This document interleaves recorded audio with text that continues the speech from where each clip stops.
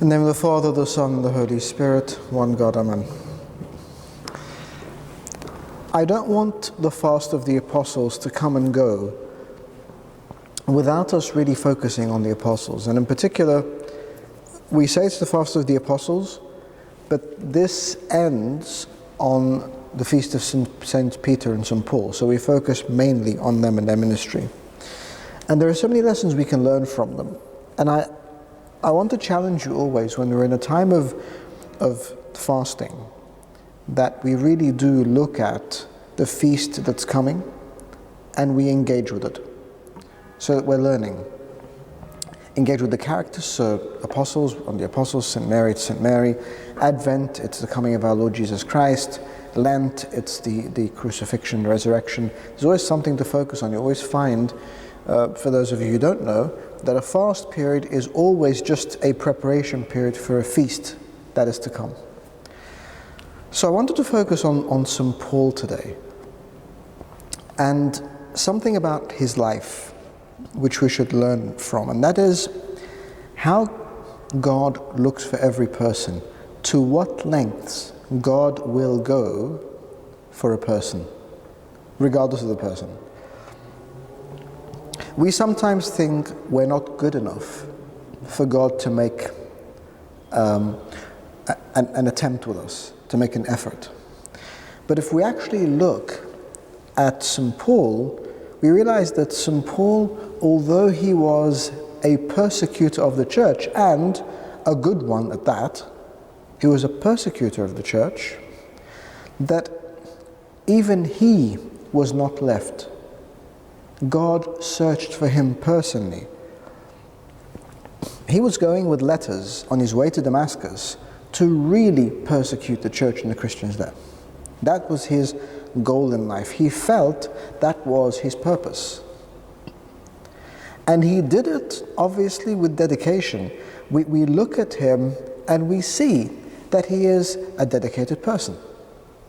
He's a person of integrity and a person who is responsible. And he exercised that exact same responsibility in his persecution of the church. But we're told in Acts 9:34 that as he journeyed, he came near Damascus, so he was almost there, and suddenly a light shone around him from heaven. Then he fell to the ground and heard a voice saying to him, "Saul, Saul, why do you persecute me?" For some of us, God will appear discreetly, because that's what it takes. For others, it'll take this. Now, if you imagine someone of the intellect and the intelligence of St. Paul, someone who was versed in languages and cultures, who was obviously of very high standing, someone who had a great civic responsibility, and for whom this was a mission. This could not have just been any encounter. It couldn't have been an encounter like you and I, where we're sitting in the comfort of our rooms and suddenly God speaks to us and we think, yeah, I could feel that. For someone like St. Paul, he would have justified it with 1,000 different explanations. He would have thought it was hallucination, it was his imagination, it was this or it was that. For him, as a rational man, who was not only of authority, but also of great passion, God needed to do something astounding. And don't forget that it wasn't just for him, because everyone around him saw this happen. His entourage, someone like St. Paul didn't ride alone. He had an entourage, he had people with him. He had people who accompanied him on his mission. And so everyone around him, who would have been also part of his campaign, saw this happen. And it was a very public way of God saying to Saul, I need you to do something for me, and I need you, before you do it, to actually change. Not just to change a little bit, but it has to be a change of monumental measures in your life that changes you from being Saul the persecutor to Paul the evangelist and the speaker of truth. When God appears to us, He will appear in the best way that suits us. And the bigger the challenge and the bigger the potential obstacle, the greater God's attempt to make a difference in our lives. Sometimes we look for the subtle and we don't see it, we don't sense it, we don't understand it. And so God needs to be blatant with us sometimes. He won't be aggressive, He won't be angry, He won't be abrasive in our lives, but He will make a point of making a point.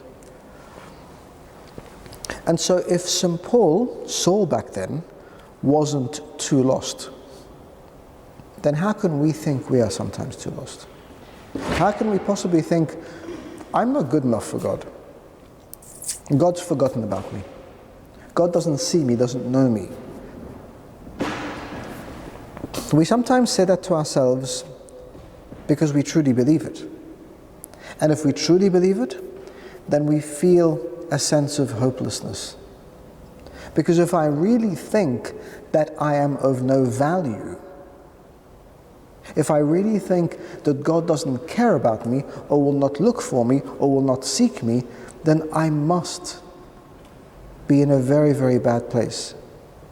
I must think of myself as being not only without value, but without hope. That's the first thing. Or sometimes we'll do it from a very different perspective. And that perspective is that I'm making an excuse. So if I think I'm not important enough, I'm not good enough, God doesn't think of me, God doesn't see me, then maybe, just maybe, I'm looking from a different perspective and saying, well, therefore I don't need to make an effort. I'm lost already. I'm gone already. Doesn't matter. And that becomes justification to me that I don't need to do anything anymore. Both of those scenarios are destructive. And so in the story, in this account of St. Paul's meeting with our Lord, we realize that we can't ignore God's voice. And when He wants to get His voice to us, He will get His voice to us. We just need to be attentive. What did our Lord say to him? He said, I am Jesus whom you are persecuting. It is hard for you to kick against the goads.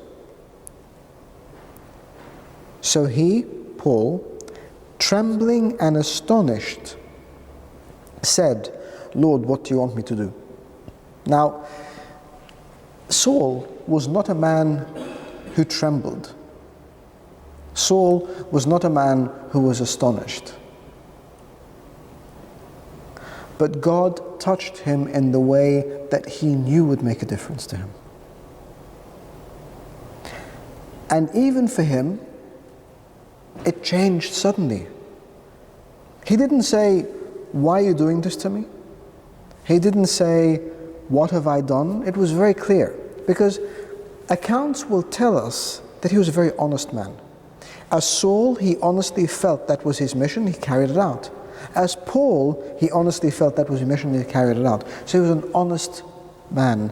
And so the minute our Lord appeared to him, and he said, who are you? And he said, I am Jesus whom you are persecuting. He didn't put up a fuss. He said, okay, yes, what do you want me to do? That takes you with integrity. To own up to our mistakes, to our shortcomings, takes you with integrity. Sometimes we use our mistakes as a convenient escape. So, because I have mistakes, I don't need to try to live righteously. Because I have mistakes, I don't need to do the right thing. Because I have mistakes, I can't stand before God. I can't do this and I can't do that. Which is a way of us washing our hands of our responsibilities. But St. Paul was so courageous and had such integrity that the minute he was told his mistake, he owned up to it and said, yes, that's true. This is what I've done. Now, what can I do? What do you want me to do?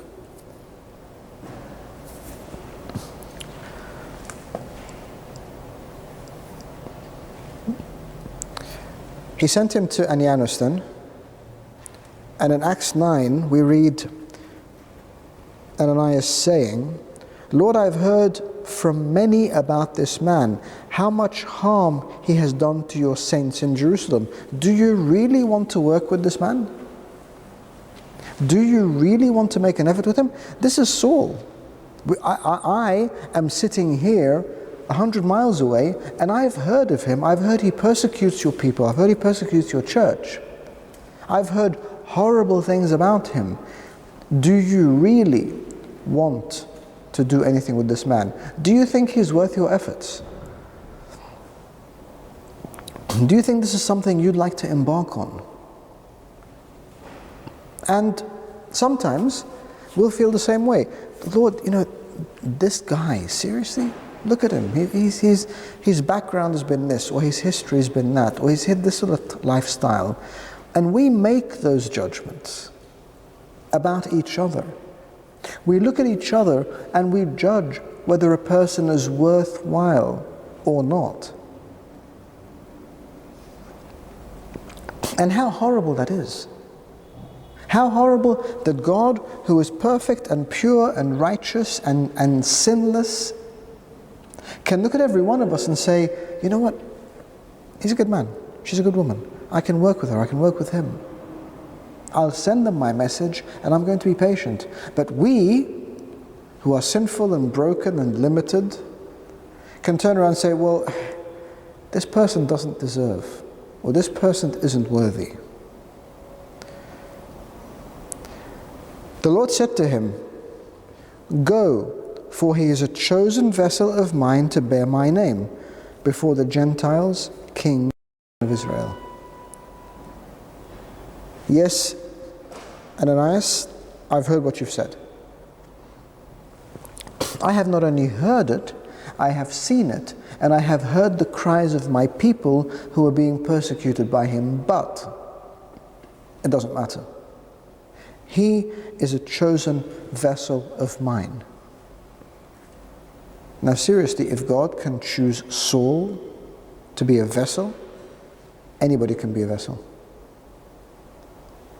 It's now the equivalent of someone going to the leader of Islamic State who makes it his business to persecute and kill and torment Christians and say, you know what, I'm going to take you as a chosen vessel, I'm going to change your life, and you are not only going to preach for me and of me, you're going to die for me in the first place. That's exactly what it was. It was that dramatic. It was his mission to wipe out Christians and Christianity because it was so corruptive. But it was still a chosen vessel. And a chosen vessel for what? What are we chosen to do? He is a chosen vessel to bear my name. Lord, you're even going to give him your name? The name that he persecutes, the name that he detests, the name that he probably jokes about? Is this what you're going to do? Yes. And not only am I going to give him my name, he is going to become a witness for me. Before the Gentiles, the whole world, kings, those in authority, and even my own children. Even my own children. That's how much he's going to do, because I know he can. The Lord wants us all in his flock, no matter how far we think we have strayed. And not only that, not only if we have strayed as sheep, but even if we have become one of the wolves. He is able to take a wolf and transform it into a sheep and become one of his own. And that's the beauty of what God can do. God is a God of the impossible. How many times, I don't know in your lives, if you have met people who you thought just, there was no hope. This guy, this girl, seriously, their lifestyle, their choices, what they do, how they dress, what they work as. People who the world wouldn't give a second look. The number of times I've been told, really, this person, are you sure? I'll say, absolutely, yes, of course I'm sure, yes. I was speaking with someone a couple of weeks ago who said, yeah, but you know, this girl, and you're looking from your own perspective. And I said, okay, let's make a deal. Let's not look through my perspective. Let's look from the perspective of Christ. Are you happy with that? Because Christ is not a pushover. You can't pull a fast one on God. He sees, he knows. What he also knows, however, is true change. So he's willing to look at us and take us at face value as long as we're making a difference to our lives and making a change.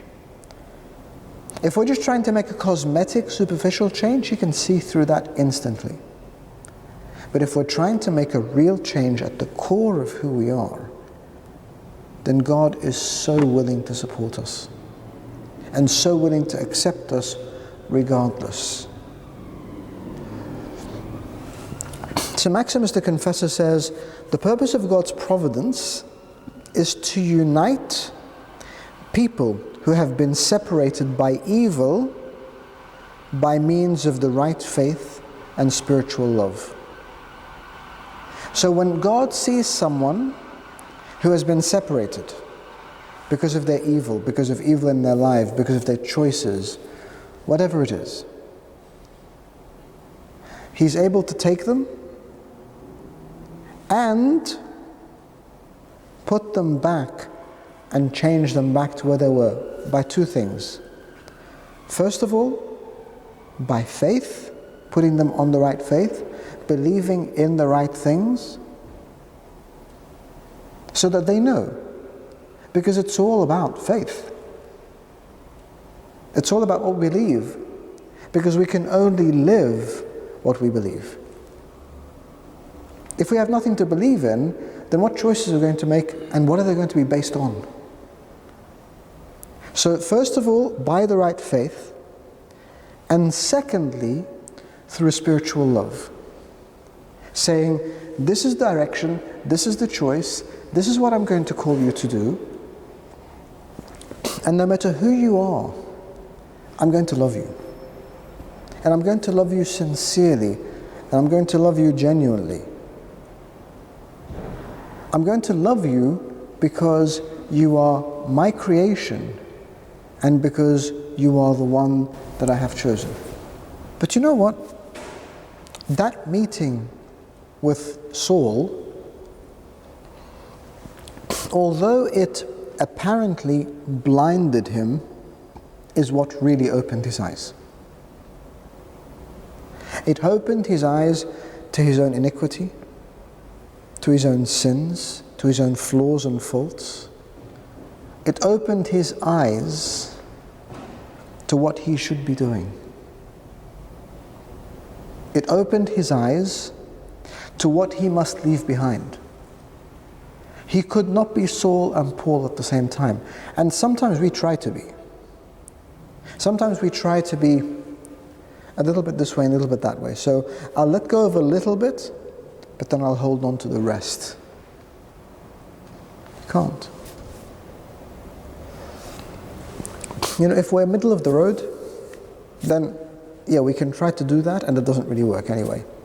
But if you are Saul, you have to make a complete shift.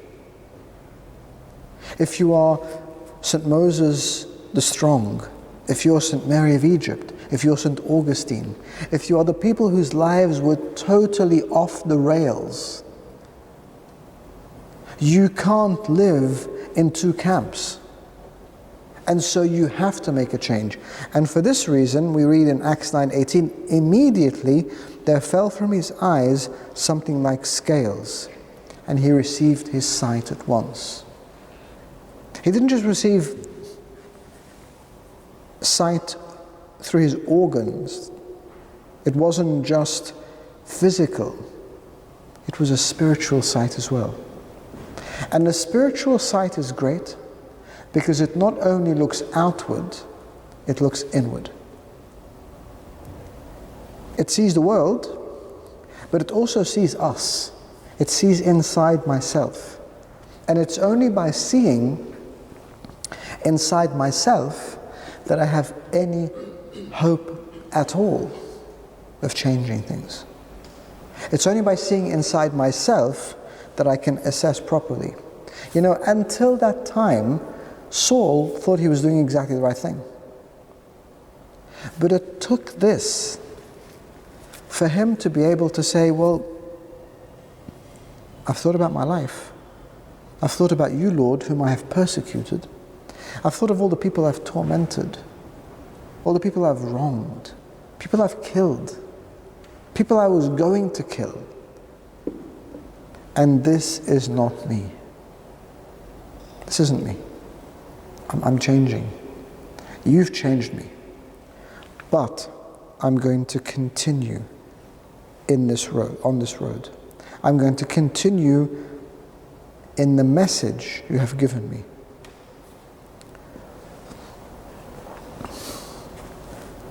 If he had not had that proper experience during those days, before scales fell from his eyes, how would he have told us about them? St. Basil says to us quite clearly that it's impossible for anyone to explain the taste of honey unless you've tasted it yourself. How do you explain honey? You've got to taste it. And so St. Paul, in his writings, in his epistles, in his powerful witness, in his teachings that we all go by until today. But when I'm speaking, I'm sure a huge chunk of the verses that I will mention, and not intentionally, will be St. Paul's. With many preachers, that'll be the same, because he has spoken so powerfully and relevantly. But he tasted, he sensed, he saw, he experienced. And so we need to experience God.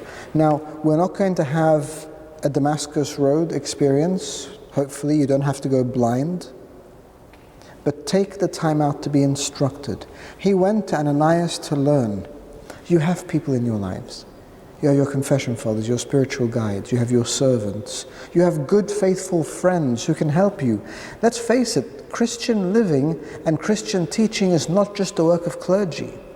You have a responsibility together in relationships, in friendships, in communities to help each other and support each other while knowing the truth and while understanding. Don't do it if you don't understand, because you'll lead each other astray. But in learning and understanding, we can also benefit others. We can also help others.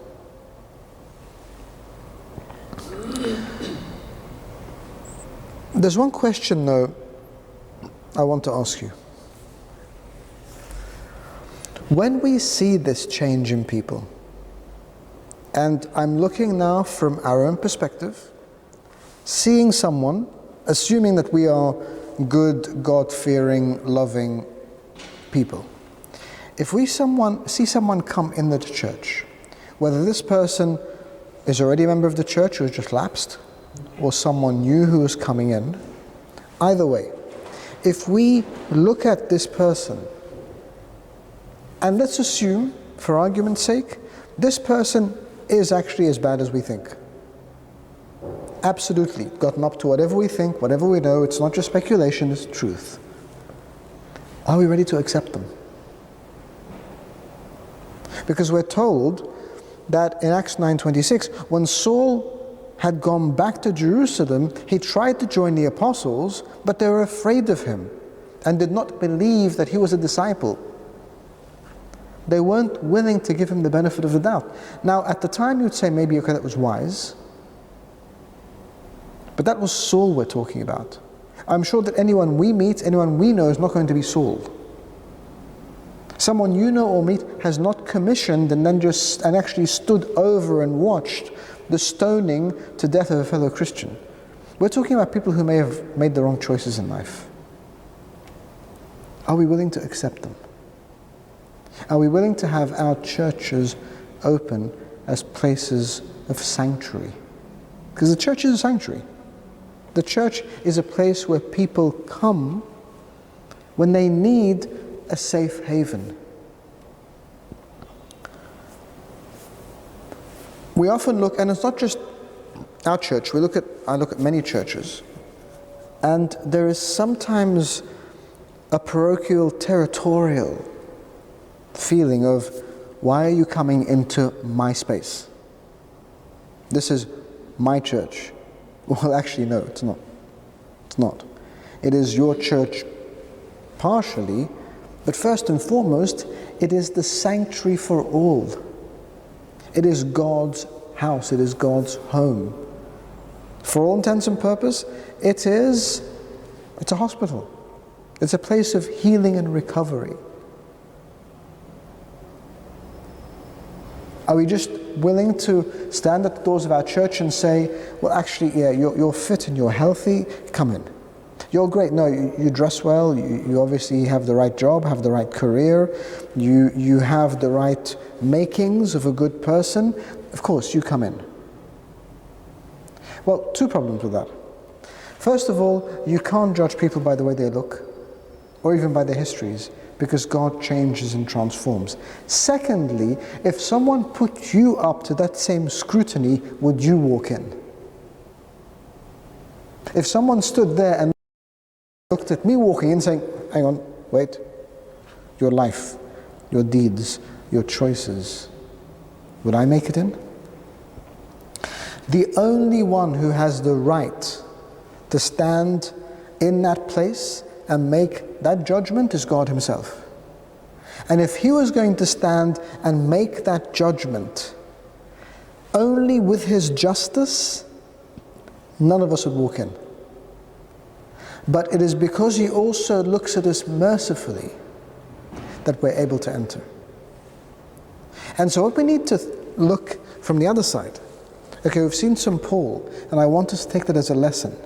But I also wanted us to take a lesson on how to receive people. Are we willing to receive people whose lives have changed? Whether we know them or we don't. Are we willing not only to give them the benefit of the doubt, but to embrace them and become a part of the healing? Because don't forget, when people walk into environments like that, they're already vulnerable. They're already self-conscious. Someone whose life has been less than exemplary, walking into a place that he or she sees as a place of righteousness and holiness, walks in very reluctantly anyway. And so if you stand at the door of this hospital and you look and say, oh, look, you've got a big gaping wound in your side, they know that already. They understand that. That's why they're there. They're there for that healing. So rather than stating the obvious or assuming what isn't right, are we able to become part of the healing process? And accept people and say, I'll help you. We all watch these movies and we say, yes, I'd like to be the hero. You know, something happens and suddenly you run and you help someone. But are we really willing to do that? Day to day? Are we willing to get a bit of blood on our clothes and maybe just get a little bit dirty doing it? Or I just want to be pristine and have this nice white coat on. Imagine if doctors had nice white coats on that they didn't want dirtied. No, don't come anywhere near me. I don't want those blood spatter on me. Not these germs. No, you have germs, you stay outside of the hospital, you come in when you're okay. Well, if I'm okay, I don't need to come in. What's even worse, and those of you in the medical industry will understand, you don't want to walk into a hospital and pick up MRSA. You don't want to walk in and pick up an infection that kills you, because that would be horrendous. Our hospitals should be kept clean, sanctified, purified. The church should be a place of healing, where we hold ourselves accountable, and we wash our hands constantly, make sure we don't have any germs, make sure we don't communicate our own things, but then we accept those who are unwell. The Pauls of this world, who were Sauls, but through being embraced and received, become Pauls. Become holy people, become powerful people, become witnesses, and become people whom we celebrate until today, and who become an example for us, even if their lives were different when they started. And glory be to God forever. Amen.